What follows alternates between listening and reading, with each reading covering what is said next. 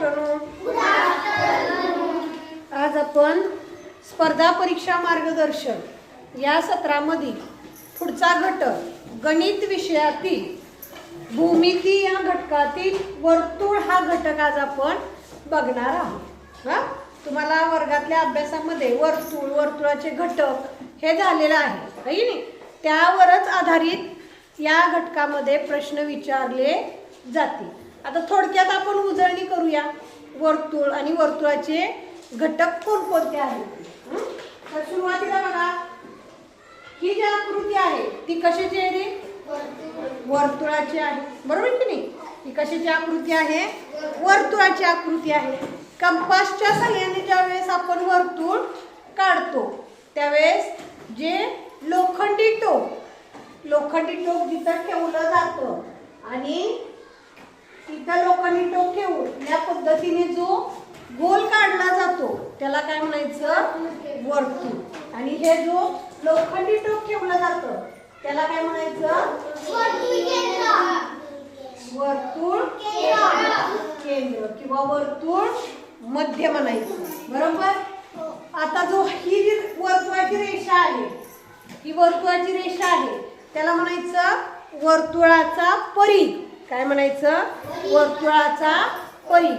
वर्तुळाच्या बाहेरील भाग म्हणजेच त्याचा घेर, वर्तुळाचा जो भाग आहे म्हणजेच थोडक्यात काय घेर आहे त्याला काय म्हणायचं? परिघ असं म्हणायचं.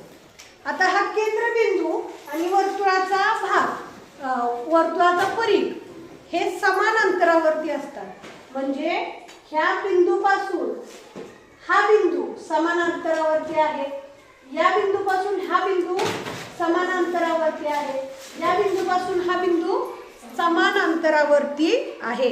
परिघावरील सर्व बिंदू वर्तुळ केंद्रापासून समान अंतरावरती असतात.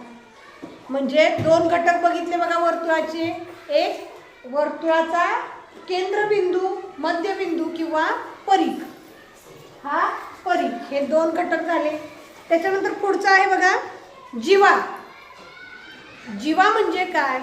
तर वर्तुळावरील कोणतेही दोन बिंदू जोडणाऱ्या रेषेला काय म्हणायचं? जीवा. वर्तुळावरील कोणतेही दोन म्हणजे कुठेही असतील. आता हे दोन बिंदू आहेत बघा, हे दोन बिंदू आपण जोडले. ही काय झाली वर्तुळाची? ही काय झाली वर्तुळाची?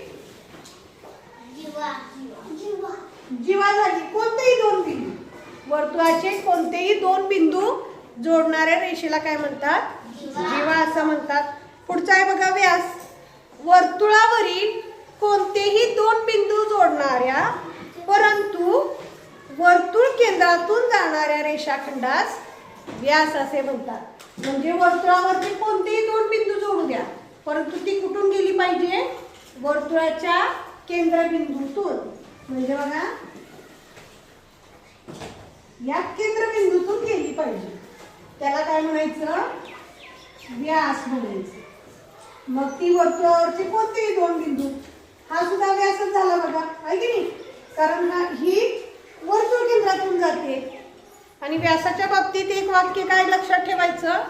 तर वर्तुळाचा व्यास ही वर्तुळाची सर्वात मोठी जीवा असते. वर्तुळाचा व्यास ही वर्तुळाचा सर्वात मोठी जीवा असते. आणि आता त्रिज्या, शेवट राहिलेला काय? त्रिज्या. हा वर्तुळ आहे बघा, ऐका. या वर्तुळावरील केंद्रबिंदूपासून बघा त्रिज्या लक्षात ठेवायचंय. केंद्रबिंदूपासून वर्तुळावरील कोणताही बिंदू जोडणाऱ्या रेषेस काय म्हणायचं? त्रिज्या. बघा केंद्रबिंदू, वर्तुळावरील बिंदू, त्याला काय म्हणायचं? त्रिज्या. काय म्हणायचं? त्रिज्या.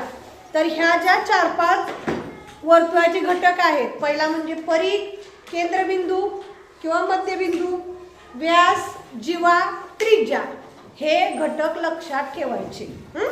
आता बघा वर्तुळाची त्रिज्या आहे, हा वर्तुळ. ही वर्तुळाची काय आहे? मध्यबिंदू आहे, केंद्रबिंदू आहे. वर्तुळाचा मध्यबिंदू आणि वर्तुळावरील कोणताही बिंदू जोडणाऱ्या रेषेला म्हणायचं? त्रिज्या म्हणायचं, बरोबर की नाही? आणि ही जर रेषा इकडं सुद्धा आपण त्रिज्या वाढवली तर काय होणार आहे? हा काय झाला मग? हा काय झाला? वर्तुळावरील दोन बिंदू जोडतोय, परंतु वर्तुळाच्या केंद्रबिंदूतून जातोय. जीवा आणि व्यास, हा काय झाला? व्यास. म्हणजे वर्तुळाचा व्यास हा दोन त्रिज्यांचा मिळून झालेला असतो. म्हणजे त्रिज्या ही कशी असते? व्यासाच्या निम्मी असते आणि व्यासाच्या त्रिज्या ही व्यासाच्या कशी असते? निम्मी असते. म्हणजे इथं एका व्यासामध्ये हा एक आणि हा एक त्रिज्या बसते की नाही? म्हणजे एका व्यासामध्ये दोन त्रिज्या असतात. म्हणजे वर्तुळाचा व्यास हा त्रिज्या ही व्यासाच्या निमपट असते, वर्तुळाचा व्यास हा त्रिज्येच्या दुप्पट असतो. ही दोन वाक्य सुद्धा तुम्ही लक्षात ठेवायचे. समजलं का रे? हे वर्गात झालेलं आहे, त्याच्यामुळे आपण जास्त इथं ते लांबवत बसत नाही. एवढी माहिती तुमच्यासाठी पुरेसी आहे. आणि प्रश्न सोडवताना जसं जी जी माहिती गरजेची आहे ती आपण देत राहूया. प्रश्न पहिला बघा, नमुना प्रश्न पहिला. वर्तुळ केंद्रातून जाणाऱ्या जीवेस काय म्हणतात? वर्तुळ केंद्रातून जाणारे काय म्हणतात? व्यास असं म्हणतात. वर्तुळ केंद्रातून जी जीवा जाते त्याला म्हणायचं व्यास. दुसरा बघा, वर्तुळाला एकूण किती त्रिज्या असतात?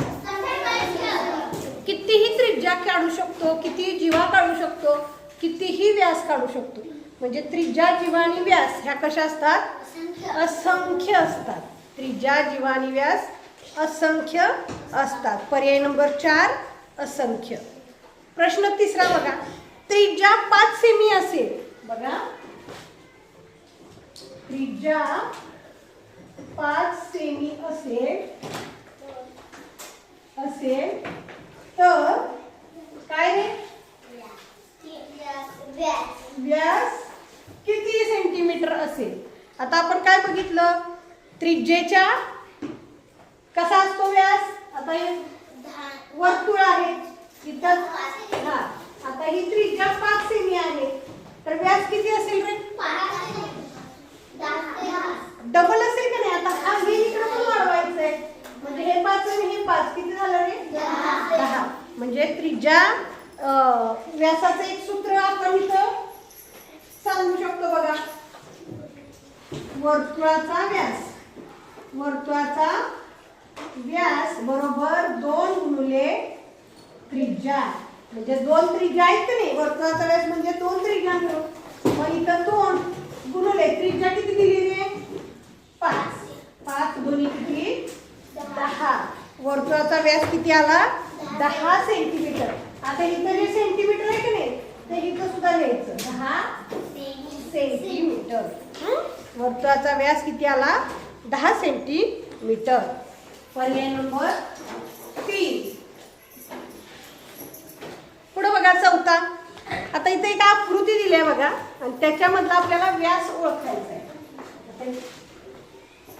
बघा, हा वर्तुळ आहे, हा केंद्रबिंदू आहे, ही एक रेष दिली आणि या आकृतीमध्ये शेजारील आकृतीत व्यास कोणता?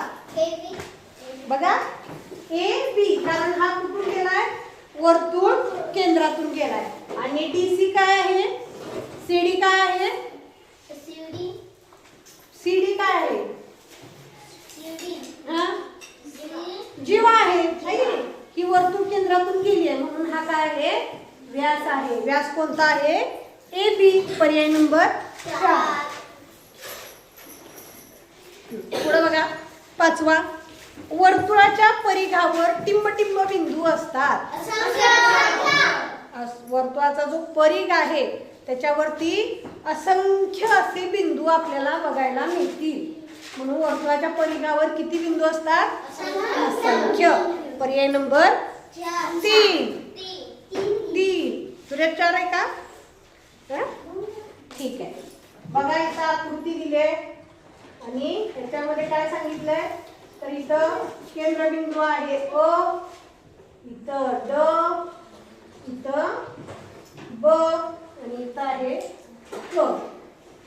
सोबतच्या आकृतीतील कोणता बिंदू वर्तुळ केंद्र दर्शवतो? इथं बघा आकृती, या आकृतीमध्ये कोणता बिंदू वर्तुळ केंद्र दर्शवतो? पुढे बघा, इथं आता आकृत्याच आहेत सगळ्या, त्याच्यामुळे लक्ष देऊन बघा.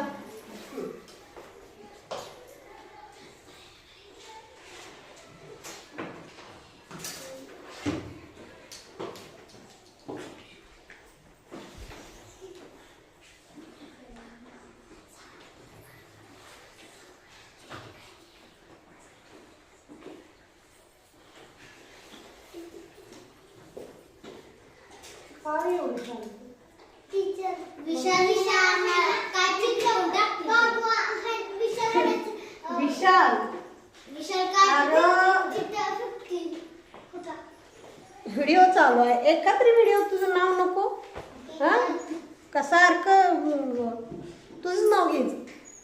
बघा ही आकृती आहे, आकृती बघितली तर या आकृतीमध्ये सोबतच्या आकृतीत त्रिज्या कोणती? बघा त्रिज्येची नावं दिली अय, त्याच्यानंतर पुढचा आहे क, पुढचा आहे शर आणि पुढचा आहे क ड. कोणती त्रिज्या आहे? बघा कड हा व्यास आहे, ब जीवा आहे, अय सुद्धा जीवा आहे आणि शर म्हणजे हा काय आहे? त्रिज्या आहे.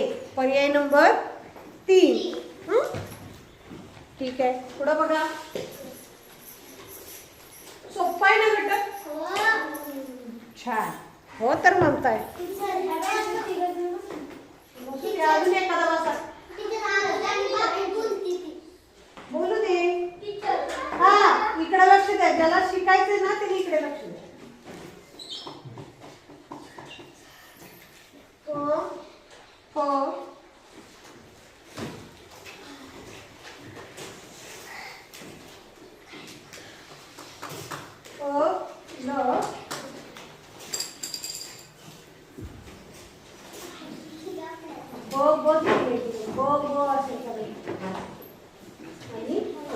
आता ही आकृती बघा,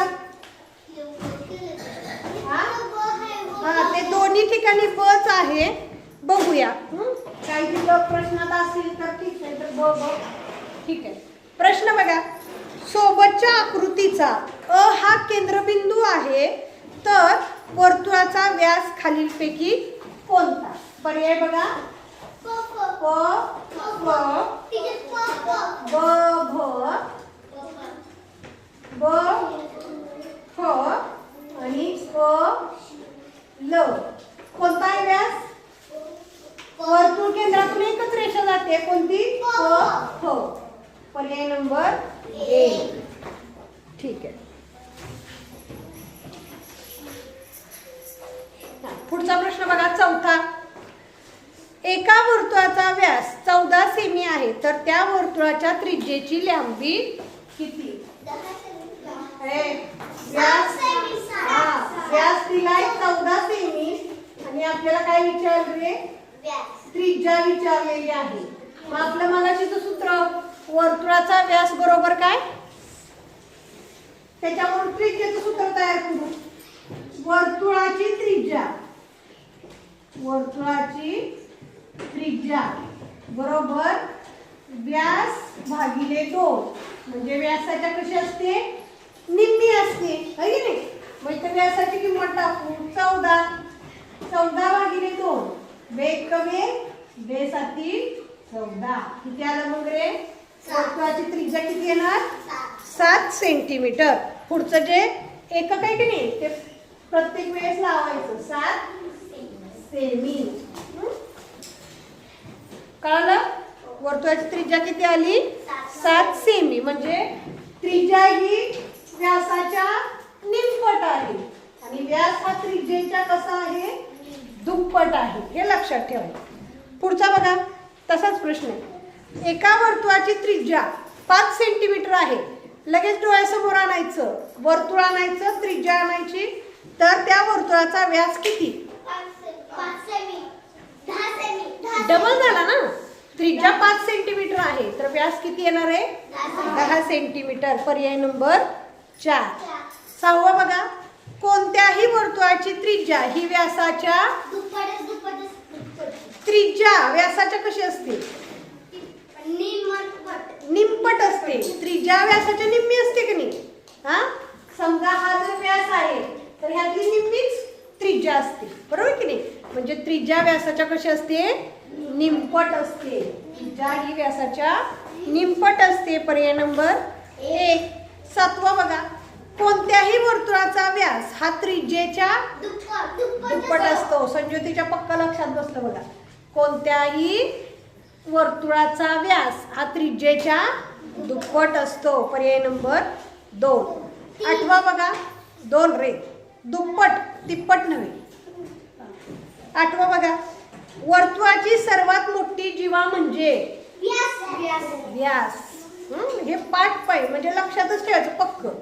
वर्तुळाची सर्वात मोठी जीवा म्हणजे वर्तुळाचा व्यास. बघा पुढचं, एका वर्तुळात टिंब व्यास काढता येतात. असंख्य व्यास काढता येतात. एका वर्तुळात किती व्यास काढता येतात 10वा बघा, वर्तुळावरील कोणत्याही 2 बिंदूंना जोडणाऱ्या रेषेला काय म्हणतात. कोणत्याही 2 त्रिज्या जीवा कंस यापैकी नाही. काय जीवा. वर्तुळावरील कोणतेही 2 बिंदू जोडते तिला जीवा म्हणायचं. पुढचं बघा 11, वर्तुळ काढण्यासाठी टिंब आवश्यक असतो. बघा, केंद्रबिंदू व्यास जीवा कंस काय कुठं तरी एक बिंदू आवश्यक असतो ज्याच्या आधारे आपण वर्तुळ काढू शकतो. 12वा बघा, वर्तुळाची इकडे लक्ष दे. वर्तुळाची सर्वात मोठी जीवा 30 सेंटीमीटर आहे तर त्या वर्तुळाचा व्यास किती. नक्की मी लावीन. नीट प्रश्न बघा. वर्तुळाची सर्वात मोठी जीवा 30 सेंटीमीटर आहे तर त्या वर्तुळाचा व्यास किती. 30 सेमी येणार. 30. कारण हा वर्तुळ आहे. हा वर्तुळ आहे. वर्तुळाचा सर्वात मोठी जीवा 30 सेंटीमीटरची आहे तर जीवा कितीची असणार आहे 30 सेंटीमीटरची. कारण वर्तुळाचा व्यास हाच वर्तुळाची सर्वात मोठी जीवा आहे. हा सुद्धा फिरवून टाकणारा प्रश्न आहे बघा, लक्ष द्यायचं. हा, पुढे बघा, हा पण तसंच आहे बघा. वर्तुळाची सर्वात मोठी जीवा 20 सेंटीमीटर असेल तर त्या वर्तुळाची त्रिज्या किती. आता इथं त्रिज्या विचारली आहे, व्यास नाही विचारला. हा, वर्तुळाची सर्वात मोठी जीवा 20 ची आहे तर त्रिज्या निम्मी 10 सेंटीमीटर. हा, इथंच आपण चुकतो. पर्याय नंबर 3. 14वा बघा, वर्तुळ केंद्रातून जाणाऱ्या जीवेची लांबी 18 सेंटीमीटर असल्यास वर्तुळाच्या व्यासाची लांबी किती. आता कळलं नाही. वर्तुळ केंद्रातून जाते जीवा म्हणजे ती काय आहे व्यास आहे आणि त्या जीवेची लांबी 18 सेंटीमीटर आहे तर व्यासाची सुद्धा लांबी किती असणार आहे 18 सेंटीमीटर असणार आहे. बघा, वर्तुळ केंद्रातून जाणाऱ्या जीवेची लांबी 24 सेंटीमीटर आहे तर वर्तुळाच्या त्रिज्येची लांबी किती. त्रिज्या म्हणलं की निम्मी करायची आणि व्यास जीवा म्हणलं की सेमच ठेवायचे माप. जे व्यासाचं माप आहे ते जीवेचं माप आहे आणि त्रिज्येवरून जीवा व्यास काढायचा असेल तर तो कसा येणार आहे दुप्पट येणार आहे. बरोबर आहे की नाही. म्हणजे पर्याय नंबर 2 12 सेंटीमीटर. हा घटक पुन्हा पुन्हा अभ्यासा. पुन्हा वर्तुळ काढा, त्रिज्या जीवा व्यास काढा. तुमच्या पक्क लक्षात राहील. हा, कशाचं माप कशाच्या दुप्पट आहे, कशाचं माप कशाच्या निमपट आहे. कंस म्हणजे हा हे वर्तुळ आहे की नाही. वर्तुळावरील कोणत्याही 2 बिंदूच्या मधलं जे माप आहे ते तुम्हाला खूप उशीर आहे त्याला म्हणायचं कंस. म्हणजे इथं अ आणि ब नाव दिलं तर कंस अ ब असं होतं. बरोबर का. ह्याला म्हणायचं कंस. समजला हा घटक? काय अडचण आहे का? हा, कोणती गोष्ट समजली नाही असं काय आहे का? तर उद्या येताना हा घटक सोडवून आणायचा. थँक्यू धन्यवाद.